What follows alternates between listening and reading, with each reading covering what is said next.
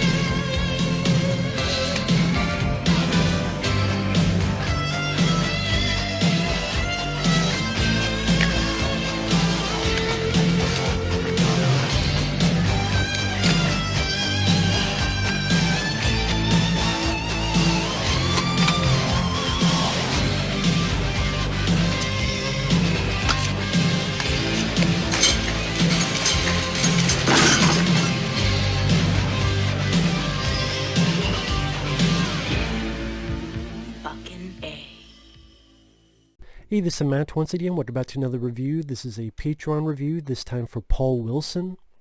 And he wanted my thoughts on the 1971 film Fright. Now, for those interested in requesting pretty much any type of video, you can either do so by requesting it directly via my PayPal or by joining my Patreon. The links to both are down below in the info box. If not, no worries, but if so, thank you. Now, Fright from 1971, it is a British horror film. And pretty much this mom and her new boyfriend, they're going to go out to a dinner along with this doctor. And she needs a babysitter for her kids. So this lady comes in, Susan George, young teenager, babysits the kid. The beginning reminded me a little bit of When a Stranger Calls, which came out after this. And it's trying to be a build-up, suspense, noises, dripping water. A door opens up slowly, but it's the kid. She thinks she sees someone at the window. Then the boyfriend comes by, and she thinks the boyfriend did. And the boyfriend's like, no, I didn't do anything.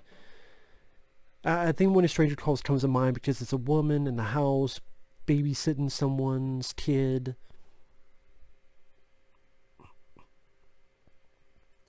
I didn't mind the fact that the boyfriend was talking about horror films. Oh, I saw this horror film, and there was this decapitation, and they use a pile of beef to get the effect. And she's like, stop talking about it.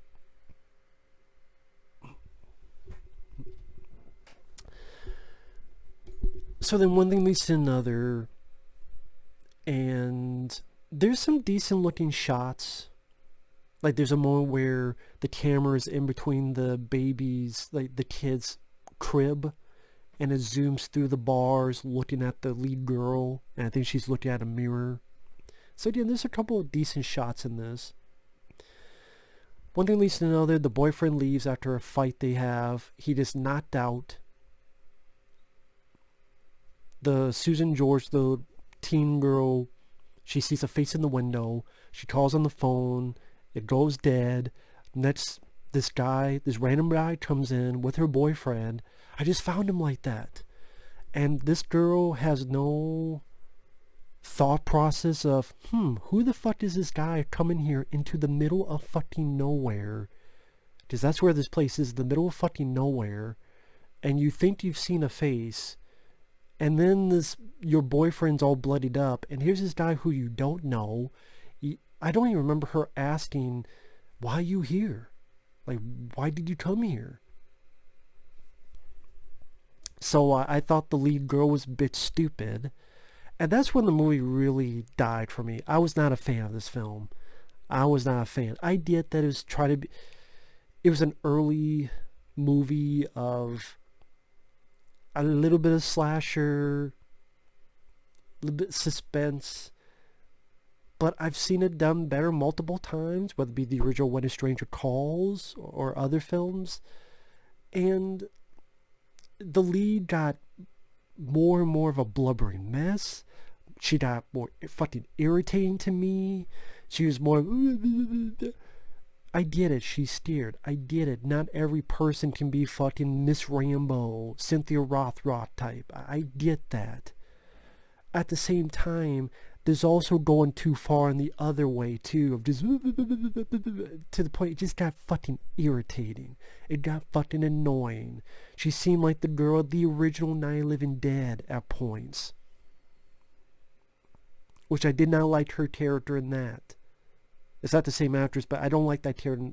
I like the character Patricia Tallman does in Night of the Living Dead remake more. At times she just seems shrilly or a tad airheaded, or she doesn't have much strength to her character.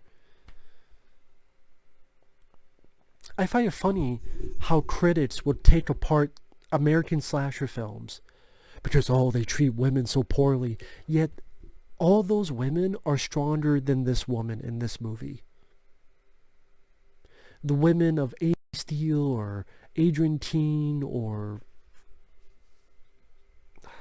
I forgot the actress's name in part 6. Or Laura Parlinkin in part 7. All much stronger than this girl. And then the guy, of course he's the killer. We've never seen him before. Why would this random guy just pop out of fucking nowhere, which this girl never brings up and thinks about?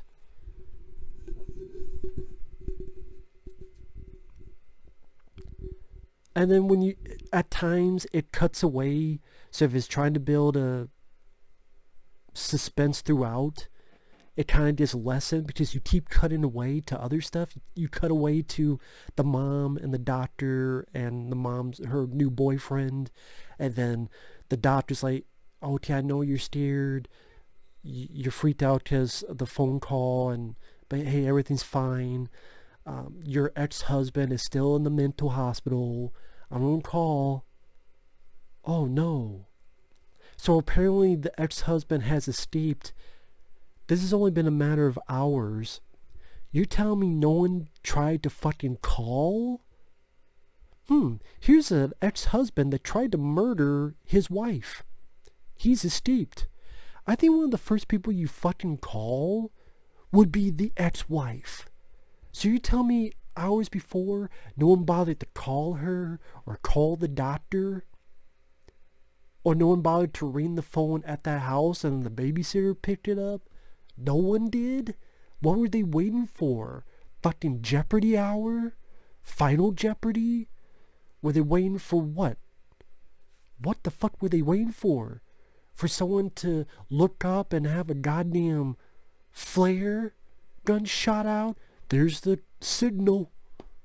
Let's make the phone call. Give me a fucking break. Again, why is the lead girl not more suspicious of this guy that appeared out of fucking nowhere? Who are you? Why are you in the middle of nowhere? Oh, and then as we're getting into that, then it cuts back to the mom and the new boyfriend trying to get home, or the doctor going to the police, and then they finally do something. Once in a while you get a decent shot or composition, like the killer's face is here and you see the woman back here, but they're both in focus. So again, there's some couple decent compositions. The killer got over the top where he's having these fucking tantrums, and I just found him more laughable than threatening. That's the thing, I didn't find him threatening or scary or creepy. I just found him a bit more laughable. Just more laughable than anything. Like, because he keeps seeing the girl as his wife. It keeps calling her his wife's name. And then the team tries to go along with it, just to psych him out. Maybe pull a fucking Amy Steele Friday 30 Part 2. Which came out after this. But it's a much better movie. So the killer, you see his face. I guess that's who it is. And it wasn't scary, or intimidating or suspenseful. It just not seem more laughable or silly with his performance. And the girl became more of a blubbering mess and irritating. That the police show up. There's a fucking standoff. Blah blah blah blah blah blah blah blah blah blah blah.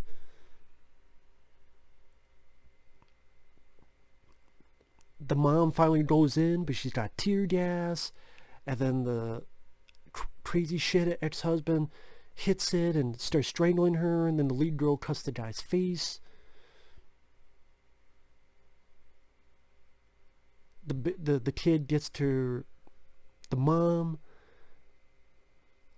The killer puts down his weapons, and the lead girl shoots him because of retaliation for what he did to her boyfriend by killing him. So yeah, I did not like this film at all. If you liked it, good on you. I don't care when it came out. What came out? I don't care. I would never watch this film again. I don't see the appeal of the film. I think there's plenty of films that have done it better. When a Stranger Calls the original, perfect example of it. Oh hell, if you want to just see a slasher film with babysitters, go watch Halloween. Or multiple other movies dealing with babysitters and a killer. It wasn't that psychologically interesting. The performances, I don't think were that great. And the lead girl got on my nerves by her stupidity or her blubbering. The guy, again, more laughable than intimidating. It's not a film that has gore. It's not a film that has body count. It's not going for that. And it wasn't scary. Maybe at the beginning with the noises and the dripping water and the door opening slowly. Maybe if it did more of a slow build-up and you never saw the killer's face and you didn't know what was going on, and then the reveal was at the very last 15 minutes. But the reveal's 30 minutes in? Maybe? And still or maybe halfway in? Maybe? That's pushing it. I was maybe slightly interested at the beginning, but then when the guy showed up, and I lost any interest I had. So yeah, I don't like the killers. I don't like the characters. The killer wasn't interesting or scary or suspenseful of a character, or again, I thought he was more amusing than anything, and not in an amusing, funny Freddy Krueger way, but just that reaction. Go get drunk in a fucking bar, buddy. That's where you belong, not here. That's just my opinion. So I'm not a fan of this film at all. Not a fan. Gets a bit of a higher rating on IMDb. I think it's overrated. This is British. I don't give a fuck if it's British or not. I don't give a fuck if the film's made in Zimbabwe. If I don't like it, I don't like it. And I don't like this. So it can suck this. But thanks for watching. Take care. We'll see you guys later. Bye-bye.